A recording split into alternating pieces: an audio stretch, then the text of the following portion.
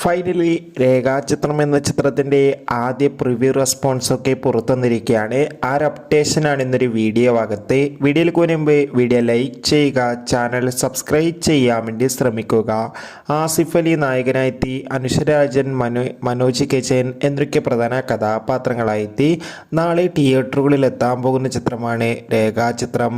എല്ലാ സിനിമാ പ്രേമികളും ഒരേപോലെയാണ് ചിത്രത്തിൻ്റെ ഓരോ അപ്ഡേഷനും അറിയാൻ വേണ്ടി കാത്തിരിക്കുന്നത്.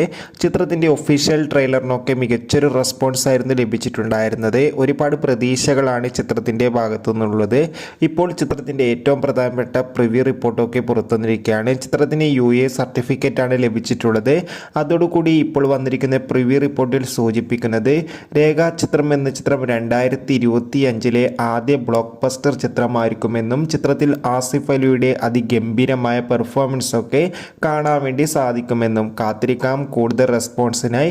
എത്ര പേരാണ് ചിത്രത്തിൻ്റെ റിലീസിനായി കാത്തിരിക്കുന്നത്? തീർച്ചയായും കമൻറ്റ് ബോക്സിൽ രേഖപ്പെടുത്താൻ വേണ്ടി ശ്രമിക്കൂ. അടുത്തൊരു വീഡിയോയിൽ കാണും വരെ ഏവർക്കും ബൈ ബൈ.